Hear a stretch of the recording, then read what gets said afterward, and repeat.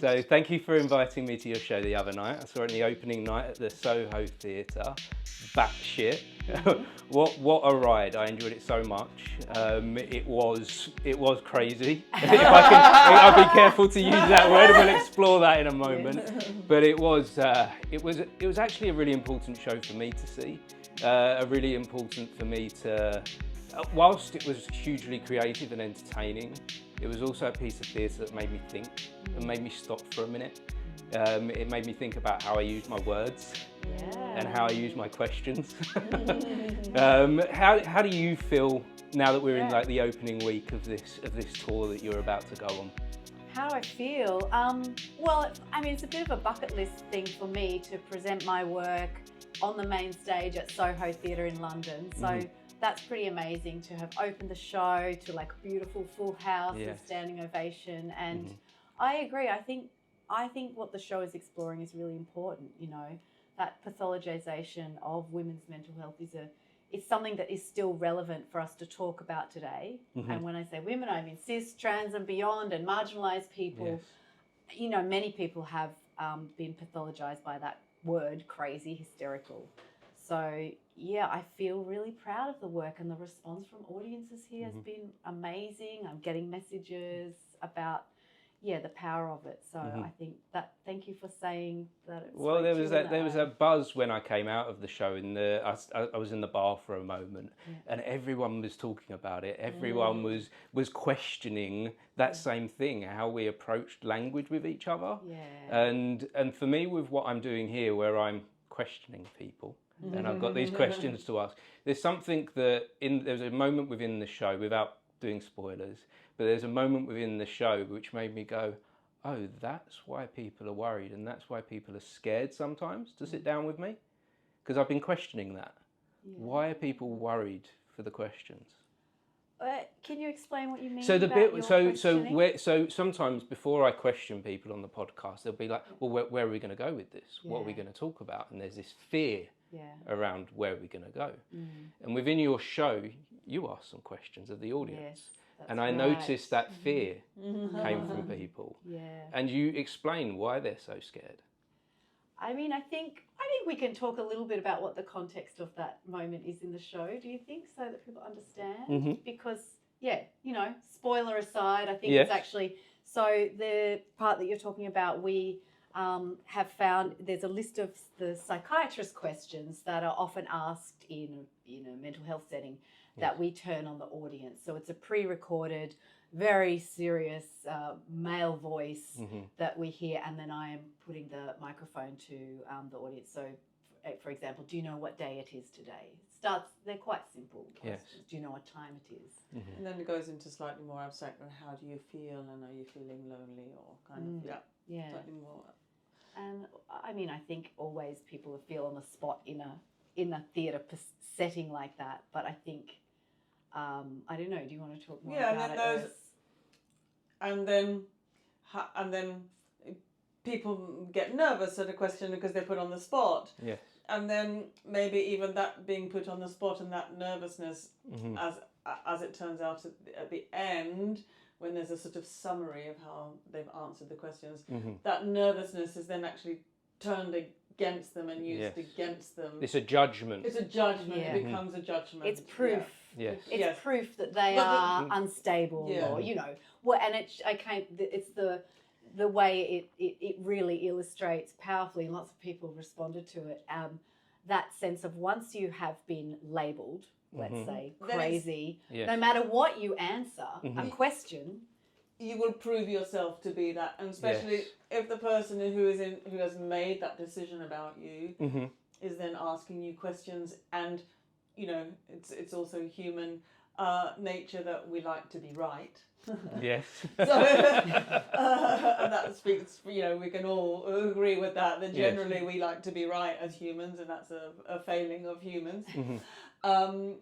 That if you've made that decision that this person is crazy, and then you interrogate them and you're looking for proof to be right, it's very easy to be right if you're looking for ways to prove that you are right. Yeah. So yeah, it's and your show is particularly about the attack of that on women. Yeah. That's right. The way it is weaponized specifically. And I think historically we can see back to the origins of the word hysteria, which we talk about in the show. There is a historical lineage of women in particular being that idea of madness being used to pathologise or lock them up or silence them or discredit them, and that sense that it traces back to ancient Greece, but it also happens today in a court of law or in a doctor's surgery. As it's spoken about, as it's highlighted. That little moment in the courts with Amber Heard and Johnny Depp, and that the lawyer was only asked to assess her mental stability, and nobody asked the lawyers to assess Johnny Depp's mental stability. I mean, that in itself, when was that? 4 years ago, whatever it was. That's very eye-opening when you see that. So yes, it's in present day language, as Leah says, with the word hysteria. And to think that that's a legacy from ancient Greece that has sort of travelled through the centuries. And for so people is that where this really started from? Because in doing this podcasting thing, I've been speaking to a lot of women, and this is a kind of a subject that's coming up quite a lot. And I'm in a discovery phase with that, and I don't know where that started. Have we always been like this? Have men always been trying to dominate in that sense and control women and label women and use that as control? Where did it start? I think when you think about that ancient Greece, I think in a way maybe it was fear or not knowing. It's like, well, we can't work out what's wrong with her, so let's just say that her womb is wandering around her body causing problems because it's a female affliction. And that idea then, if you're the idea of the hysteria, which is the wandering womb, is that if your womb is occupied and kept busy by either having sex or making babies usually, then that is going to solve your problems of madness or instability. And I think, is it fear of the power of the magical power of a woman to be able to create life? I don't know if that's the $1 million question, isn't it? Where did these things come from? Yeah, I mean, I guess, throughout history, again, we like going back to sort of wanting to be right or whatever, and it's slightly connected.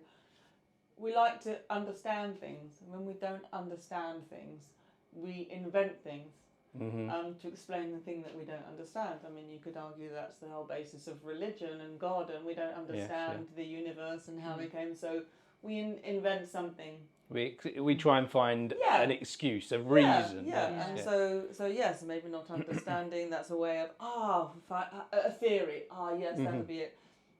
I still question, how interesting that the theory that was invented to explain madness in women, that the solution to that is to have more sex or to have more babies. Yes.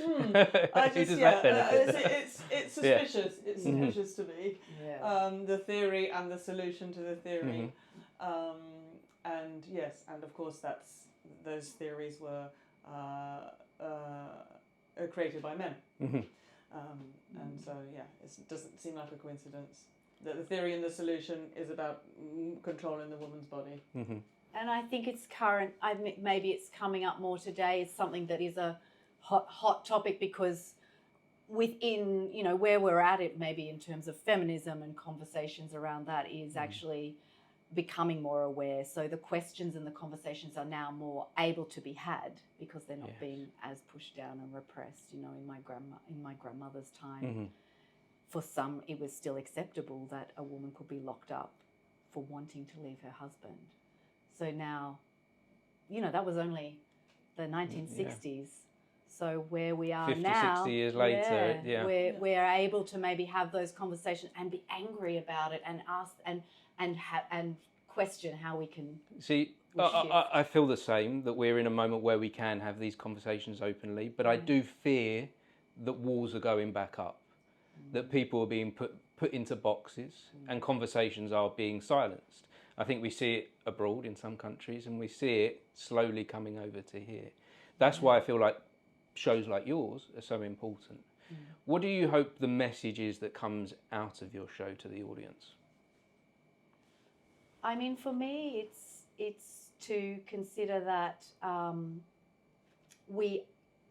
that the pathologization of that madness being used as a tool for control still exists in our current society, and that we need to talk about it and think about how we can do things better. That's one thing. And I think just the telling of the story and the power of that, and the conversations we have afterwards where people say, thank you for sharing this story. I have an aunt or a grandmother, or I have an experience with the mental health system that is similar. And that can be people across the spectrum of sexuality and gender and all of that.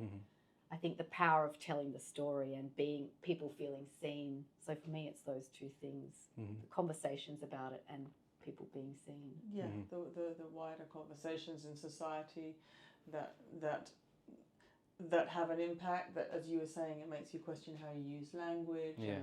So all those, micro shifts to less micro shifts, and then, as Leah said, the telling of stories helps to destigmatize issues, helps people, as Leah says, to be seen, helps people to feel less alone. When you hear other people telling stories that might resonate with you, you feel, Yes, and I would say that that's worked on me personally, that conversation shift. With my daughter, she's 16 years old, and I found myself at time using language that is probably not the best language to use when she's going through an emotional moment. I may have teenager and thinking about how I deal with her, and I see her frustration in me of using that language. But it wasn't until I saw your show the other night that I went, oh, I need to be more careful here, because this is important. Yeah. Oh, that really, and that's part of the reason that shift, that you can have from sitting in the theatre for an hour. Isn't that amazing that you can achieve that? That's the power of theatre for you, isn't it? And that, thanks for sharing. and that many micro shifts can often lead to bigger shifts in society, and systems. And hopefully keep that conversation alive as well. Like I say, there's this moment where we could get shut down, we could get silenced. Like I say, we're seeing that, aren't we? How do you feel about this moment that we're living in right now? It's a lot. Yes. Because you take a moment at the end of the show. You stepped out at the end of the show. Right. And that's it, to acknowledge, like I say, we're living in violent times, I think. And that is across the board, from the position of so many of our governments of what is happening in Palestine and the vile racist anti-immigration protests and policies that are happening here and abroad. In Australia, it's the same thing.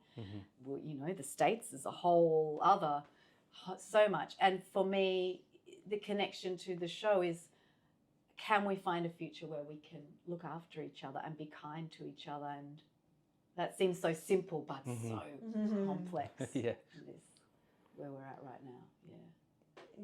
Kind and just. And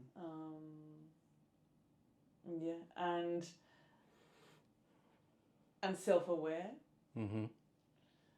And self-aware of privilege.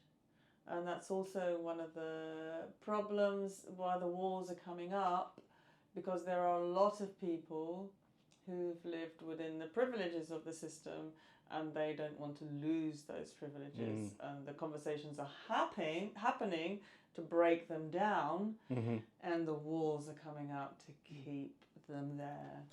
They want to hold, I see it in a way that they want to hold on. There's certain people in power want to hold on to that power in this moment. And I think that also demonstrates the power of words. Within that there's something that I feel they're clearly fearful of. Yes, that's right. Language, pronouns. Like there are so many. There's so much that you think about. It's just words. That idea of something being just words. That they are so powerful. Whether it be that being used as a defense for a misogynist joke, or or what what are you so worked up about? It's just words. It's only, it's only a joke. It's just words. It doesn't mean it or whatever. To the other extreme of people not feeling willing to acknowledge and use someone's preferred pronouns because for some that's such an affront to their own sense of identity. It goes to show we've got a lot of there's a lot there. I feel like there's a lot of work to be done at the moment, and I also wonder how, whilst your show isn't a comedy, there is humour there. There are moments within the show which I found myself laughing, and I think that humour comes from considering and that reflection on how is this possible, how is this all going on. And so I wonder how, if you know at all, how we can protect the comedy within this, protect the humour. Yeah, well, I mean, humour is a really useful tool in making art, and it's always been a really useful way to connect with audiences. And in a very, very simple way, and Leah says it, just a few jokes to get us into the mood. Yeah. Yes. And they do that. They help the audience relax and feel open and feel receptive. So once they're relaxed and open and receptive, you can... then you go in for the kill. So that's it helps there's a very simple strategy there. Yeah, and it helps me laugh at the darker things. Yeah. That if you just went in with the darkness, would I have still laughed? Would I have still felt at ease? Would I have still connected with you? Yeah, and I think opens you up to have a more empathetic response. Do you know what I mean? So you are disarmed, like Urs said, and then to maybe that puts you in a position to then put yourself in someone else's shoes or place. I think they're connected in some way. Yeah, when your guard is down. And then keep dropping a little bit of humour in to keep the strategy going. And also I think for me that's just the way I want to make work. Like I actually enjoy the playfulness, and I love bringing people into the world. I love the theatricality and the glamour and the absurdity, and we've got fake limbs and frothy prom dress, the wig and all of that theatricality. I think for me it's the type of work I like to see and enjoy. But I think, like my dad used to say, gotta make them laugh, gotta entertain them, and I think I agree with that. I think you can still be really hard hitting and have a rigorous, serious work that is still full of lightness and comedy and absurdism and lip sync or whatever those things are that are often dismissed as lowbrow, so I feel like I'm really interested in those. Yeah, and we both come from a world where of cabaret as well, which is like a very immediate art form that uses song and dance and jokes and costumes and colour and movement and wigs. So we both have that background as well that informs the theatre that we make. And that energy of people gathering in a space in that way. Like I think about the way people gather in a Spiegel tent, and there's an energy about it that's kind of an excitement. And why shouldn't performance art have that energy and excitement too? And I think you touched on it there a moment ago with play. That an energy comes from play. If you go back to when we were children and we played in the playground, something special happened there within the connections with each other. And we close that down as adults, don't we, for some reason? 100%. And I think sometimes we even forget to put it into the entertainment as well, don't we? So there is strategy within it, and there's just also, this is what we like. This is who you are. We also like to have fun, and we also like to put on a silly wig, and we also like to dance, and it's part of the work. Do magic. Tell me a little bit about the magic then. How do you inform the magic within this? Because I believe in magic. Do you believe in magic? Well, I mean, how we first started working together is Ursula has this iconic magic act in this kind of cabaret world, which I don't know if you want to explain what that is. I have a cabaret act. It's it's a combination of magic and striptease. Okay. And Sounds interesting. A live recording of this cabaret act Called Hanky Panky. That's the name of the act. A live recording of a performance went viral before we even understood what the term going viral meant. Okay. This is in 2006, I think. It's like So really early days. Really early Okay. days. On They're like YouTube, yeah? Like Yes, just yeah. started. Everyone's or- starting to get used to what that is. Yeah. Mhm. And it's been around the world 10 times over, being viewed by millions and millions and millions of people around the world. I taught the act to Leah because I was getting so many bookings. Right, okay. I couldn't be in two places at once. So I thought, What a nice place to be in. Yeah. So I thought, but Yeah. the act can be in two places at once, even Yeah. if I can't.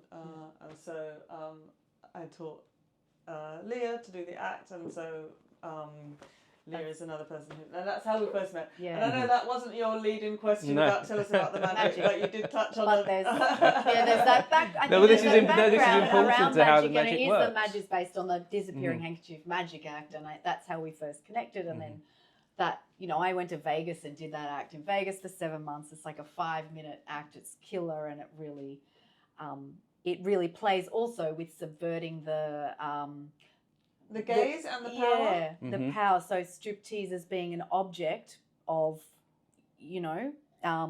the voyeuristic kind of and desire. but the way this act works is there's magic. The magic takes the power back in a way. So there's this sense of flipping the gaze, I think. Yes, it was flipping the gaze, flipping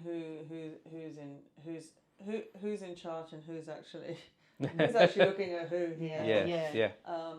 And that's how we first met, and we got on really well.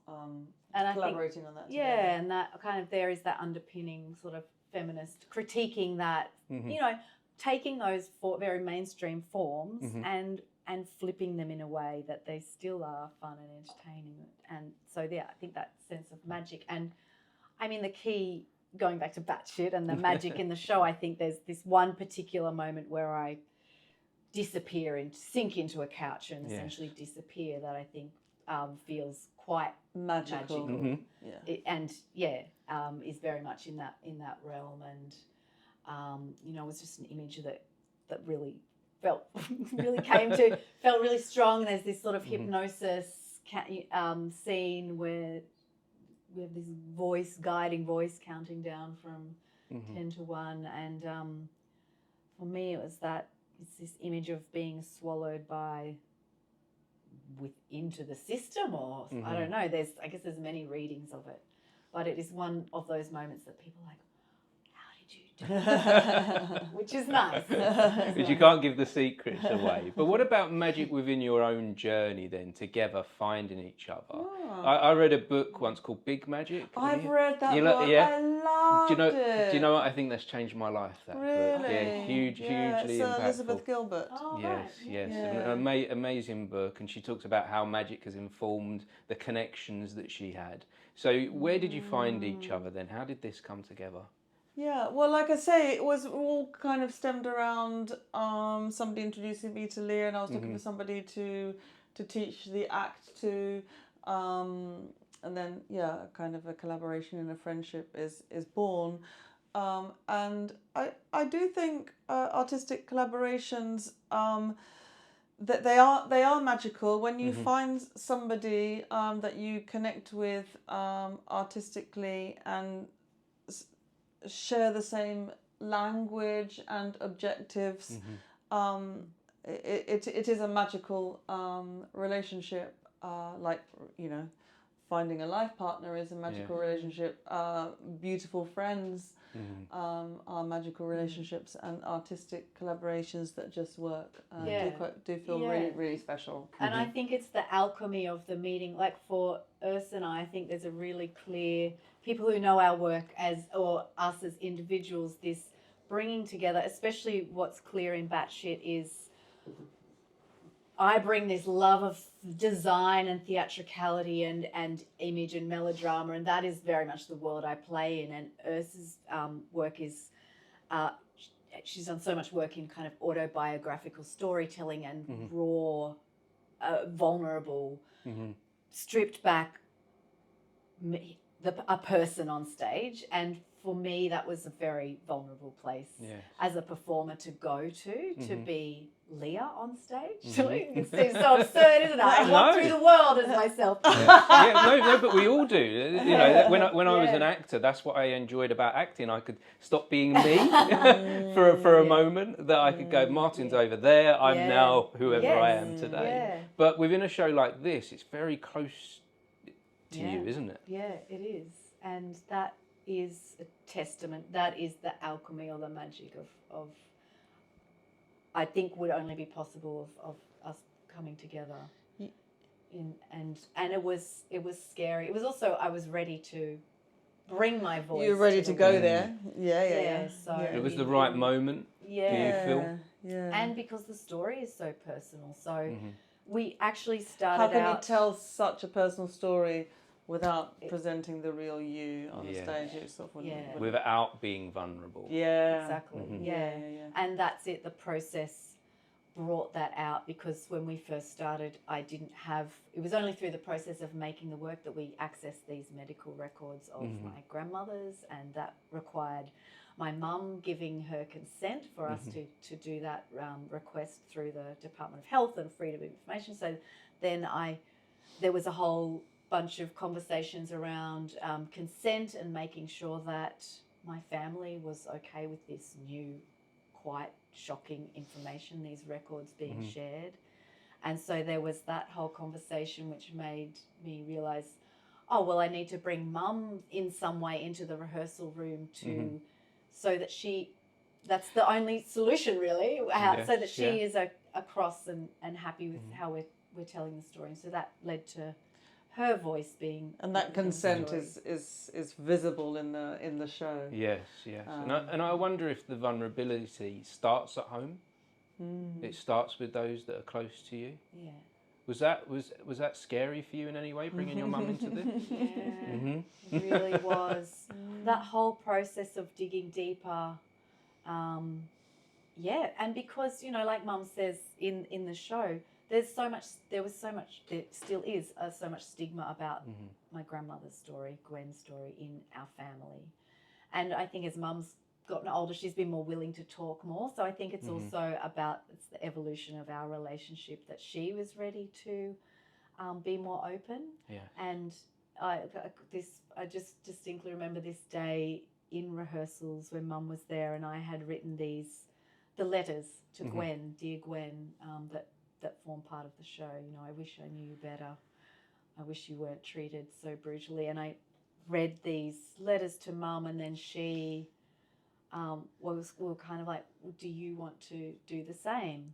And then she came back with these beautiful words, that was like, I know that you said we should only look forward, not back, but here are some questions I would have liked to ask you. And that sense that she wished she had been able to ask those questions, that it wasn't so stigmatized. And for her to have the space to ask those was really amazing.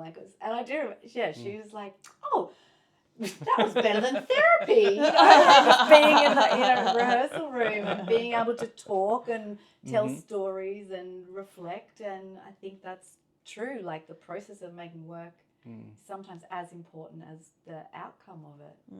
And in this case, there's so much that happened in the making of Batshit that I think is embedded in what people see.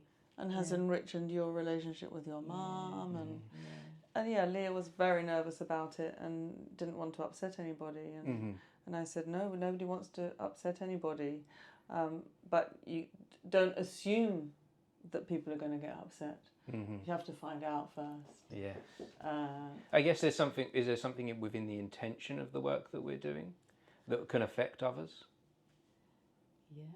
Yeah. And I think it's clear from the work that the intention is not to criticise anybody or to judge anybody. Well, it's to judge the systems. Yes. Absolutely. but not individuals. Not the individual. Yeah, and I think that Leah's grandfather is extremely unjudged in the piece, because he is also a victim of the systems that give him the power to make decisions on his wife's behalf. But he's not abusing his power. This individual, he's just going along with what he's told to do. That's right. The recommendations of doctors, or Yes, I will interview the husband, and I will make a decision on what the husband says. And so the husband answers the questions that he's asked.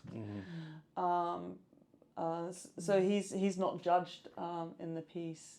And I think that's really important, that the intention is an intention of love and generosity and respect to everyone in the story. I want to go back to that, what you said, one of you said a moment ago, I think it was you, Leah, that said about not looking back for too long and keep moving forward. Yeah. That's something that I try to live by, but I know how important the past is as well, that we must recognise it no matter how hard it is. And for me personally, I try to do that so that I don't make the same mistakes again.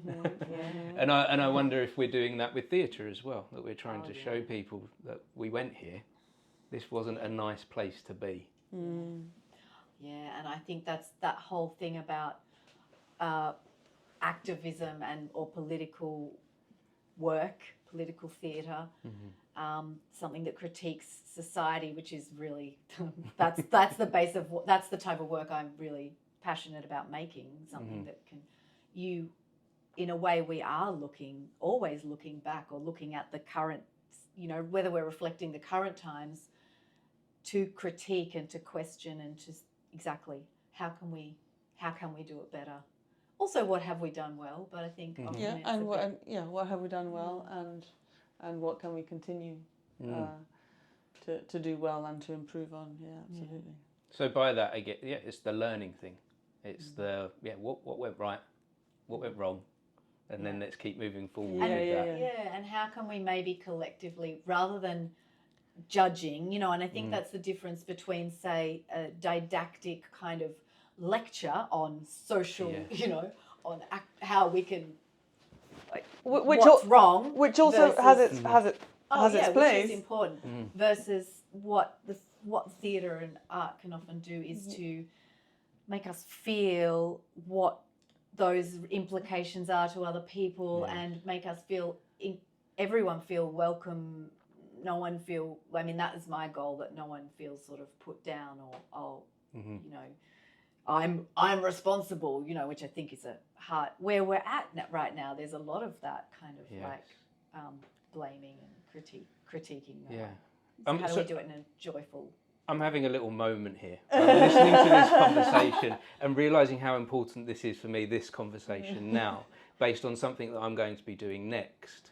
I'm going to be going into some secondary schools and doing these podcast conversations with people, young adults, about why their food choices are so bad. And one of the things that has been asked of me of the schools is to not go into judgment. And I've been wondering how I avoid that or use that in the correct way. Well, wow. I don't know. No, and that's often where I am. One thing that just immediately came to mind is even the word bad. And that even if that was replaced with why are your food choices so unhealthy, even that feels more nuanced and less judgmental than the word bad. Than the word bad, yes. Putting something so heavy on it. Yeah, and also unhealthy is slightly more scientific and neutral. Yeah. Or there feels like there's a little bit of science behind it, unhealthy in terms of like nutrients and macros and whatever. Yeah. Whereas the word bad. Or do you even ask them just to talk about their food choices, because we all know what is unhealthy and what's healthy. You know what I mean? So how do you even frame that conversation in a Well, one way of the of things going, that's happening within the town that I live is that the chicken stop, that's not a brand, by the way, that's just something I'm referring to a fast food restaurant, has become the youth club. Right. Has become the hangout place. Yeah. And that's having an effect on their health. Yeah. Right. Yeah. And probably because there aren't many other options for Well, one of the things the gathering. local council have done has done a data analysis on that, but that data doesn't give the answers. So I've suggested that maybe a conversation might try and find the answers. But that's one of the things that have been asked of me, to not go in with judgment, not to go in with blaming the chicken stop or blaming mum and dad or the school. Totally. Yeah, and I think sometimes individual blame is appropriate, but maybe in this instant it's again to go out wider and sort of like systemic, and I mean, taxes on sugar and that the food industry is getting away with lots of things, that the system going back to the system could, like you do within your show, could change if it were actually genuinely more interested in the health of its population rather than money or kind of capitalism, consumerism, or being bought by the food companies, or so it's complex, but to look out wider than individual. Who's to blame? Pointing the finger at the individual. But it's hard. Well, and I think when we do that, like your example about the language that you reflected it, you took what you needed, that you thought, oh, that's relevant to me as an individual to shift my personal behaviour. So I think by looking, I'm going back to Batshit now as an example, if by looking broadly, people see themselves in that anyway, and maybe it can still lead to an individual shifting their behaviour, and maybe it's more likely to than if we were to say, look at the language of these, I don't know. Yes, and like our politicians are doing. Our politicians are driving through, you're the person to blame. You over there. Yeah. And it's driving this hate, and it's driving this division, and it's making everyone want to put up walls. Defensiveness, And I don't think that's what we want to do with these conversations, do we? No. I think we're trying to explore and open things up. That's what I'm trying to do anyway. Yeah, absolutely. So getting back to both of you, there's a hypothetical I like to do, and you kind of explored this a bit within your show. I often like to go time travelling, and this is quite personal for you, Leah. If we could go time travelling and we could go back to when your nan was there in the hospital, and you could go back and have a moment and have a conversation with her, do you know where you'd go with that? Oh, wow. I mean, I think to be a person to ask, how are you, and to tell her that she is loved and that she isn't broken, and that maybe just to be there to have a conversation, to be a person, I think. To listen to her. Yeah. To listen to her. I think it would be to give her space to be heard. What she is trying, what her needs are, what her frustrations are. And also to say, I'm sorry that this is happening, And then also maybe to say, don't worry, Nan, I'm going to get you out tomorrow. Yeah, that's it. Here's the escape route. Meet me at the fence at midnight. This could be the sequel. Yes. I'll have a fully hoist. So where would you take her then? Where would you take her next? If she could jump in the time machine with us, is there something of now that you would show her? I'm interested to see what her life would be like if she existed now. I've been thinking about that because you know, there's so many more possibilities for what you can be. That weren't, yeah, didn't seem possible to her. I mean, or even just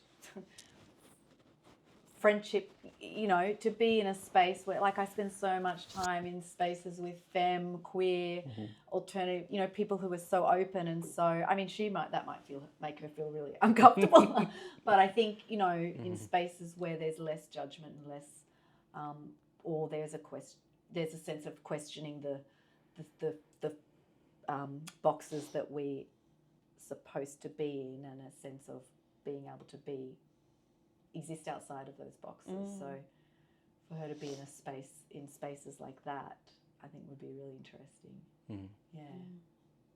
What do you think, Liz? Yeah, I mean, you know, your grandmother lived in conservative times and in a very, very conservative context. We don't know how conservative she was with... if she would be ready for now. But maybe that was part of her unhappiness, that that her soul wasn't a conservative soul, and that she lived in a conservative environment. That may have been a huge part of her frustration, and we don't know. It would be lovely to know, but we don't. So Ursula, you're in charge of this time machine now. What does the future look like? What do you hope where we could go next? Wow, that's too big a question. It is. What would you like to see?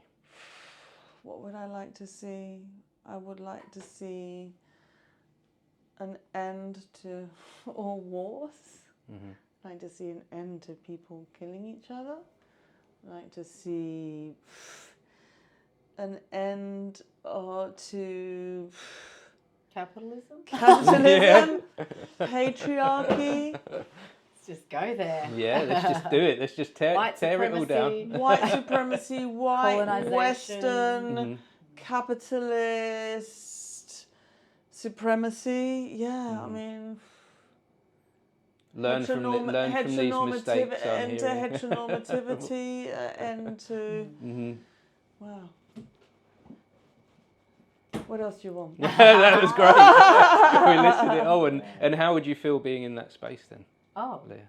I mean, that's it. That's the dream, isn't it? The dream, yeah. And I think the thing is, what does the world look like when we strip away all of those? It's easy in a way to go, we know we don't want to strip all of those things away.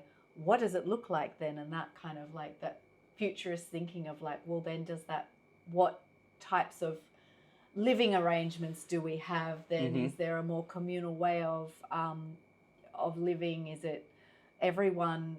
Is it barter based? Are people valued on their own merits, where artists can be artists and all of these things? Like I think it's like what that looks like is the next. That's the next phase kind of thing of how do we reimagine what that is? Wow. Yeah, and yes, I don't know if it's borrowing some things from the past, or it's inventing a whole new thing that we don't even know yet what it is, or maybe a combination of those things. I wonder if there's parts of the systems that we can take and go, that worked and that didn't work. Some things from history I think different leaders would be a big thing. Like what does it happen? What does it look like if we have that call for First Nations first and a more intersectional led leadership, or I think clearly the types of leaders that are currently in power are very connected to that idea that war and capitalism and money is they're fundamental connected. I can't remember the name of the person. This woman I saw on the internet the other day talking about all the peace talks that happen around the world. That even in those peace talks, it's 98% men in the peace talks, that even if that in itself changed, that you had 50% women identifying, female identifying people in that room, and diversity at large. Yes, representing the global majority of people of color. Yeah, exactly. And that actually in the peace talks, it's 98% men, and it's probably and of those 98% men, it's probably 95% white men. With a certain level of privilege. And, so that just feels like a no-brainer. Yeah. How do we bring in more diversity, but also, and I'm going to take this from a selfish point, but I also looking after some of the men as well, because men are struggling in this world as well. I personally have struggled with that, with the world closing.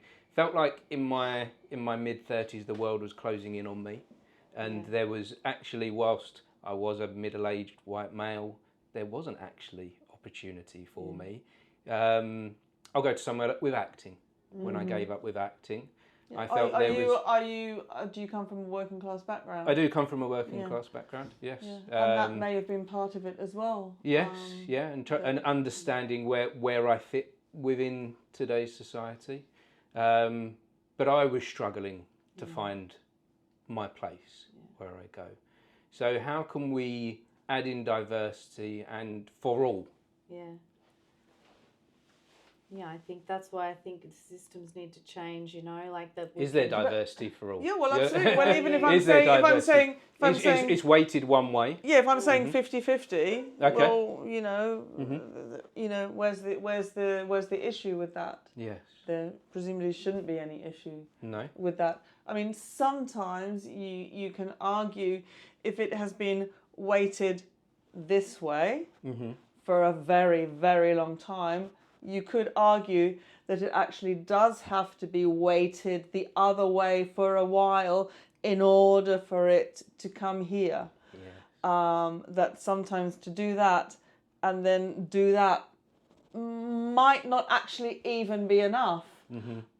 So sometimes, yes, maybe the balance. Maybe it does need to swing the other way for a while. What I'm trying to get at here is I understand and feel for some of the resentment that some men are having and why there are a lot of disillusioned males in the world right now. But using that analogy of the scales really helps me personally. Yeah, and I think to make spaces like you said with Batshit, where people don't feel necessarily that men, let's say, are invited in to be part of the revolution, that it's like there is a place for all of us in here. And I think it's the way that we talk about it can sometimes feel, in the talking of levelling out, it can sometimes feel, am I being pushed aside? And I know I understand, and that's kind of a question for then to look at yourself too and go, oh, why is that? Maybe sometimes you do have to feel a bit uncomfortable. I feel like that when I'm having conversations about diversity and, as a white lady, a white person, an able-bodied person. When I feel uncomfortable to maybe make space for myself to sit in that and be like, okay, I understand why you can feel angry at me and the privilege that I've had. And so how do I make space to meet that with generosity and try and understand, because our natural kind of response is to feel defensive, because I don't know, that's in our nature, isn't it? So I think sometimes maybe how can we make space to sit in those uncomfortable places where our sense of self is questioned, and that's complicated, isn't it? Yeah. But really important. Yeah. And it's and that being comfortable thing isn't necessarily a good thing. Exactly. Sitting in that uncomfortableness, questioning. And sometimes it is as simple as that. Oh, I don't like this because it's making me feel uncomfortable. Yes. And growth is uncomfortable. When you're growing your new set of teeth, it hurts. Yes. And I went through so much pain to find out who I am now. Yeah. There was so much pain to that. I thought I knew who I was until I went through the pain. And then on the other side of pain, then I felt more free. I'm still discovering that. Yeah, You know, maybe I always will be. It's an endless process. Well, this has been such a wonderful conversation. Yeah. Thank you so much for sharing. I've got so much from speaking to both of you today. I really do appreciate it. Oh, thank you. So before we wrap this up, Yeah. Where's Batshit going next?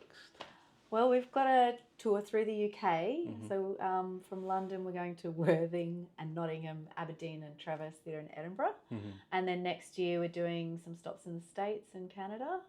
And then who knows? Hopefully, yeah, I mean, I feel like the world is open to you. Yes, that's right. Hopefully, yeah.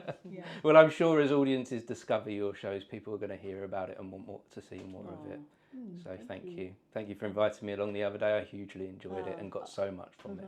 Thank you to both of you. Thank you. Thank you so Thank you. much. Thank you. Wonderful. Oh, and if anyone was watching or listening, thank you to you as well. Yes. Very grateful for you joining us for this conversation. Thank you. Thank you. Thanks. All done. Wonderful. That was great. Oh, I really do appreciate Oh, it. that was Thank you. great. Yeah. Yeah. All good. There we go. We did an hour exactly. God, we went to some places. We do. You go to places, Well, don't you? No, you took me there. That's the. I thought you took us No, there. you take me. Yeah. No. I'm going on your journey. Oh well, no, it's a two-way alchemy. street. Yeah, I kick it off, and It's a two-way street. yeah. Thank you. That was wonderful.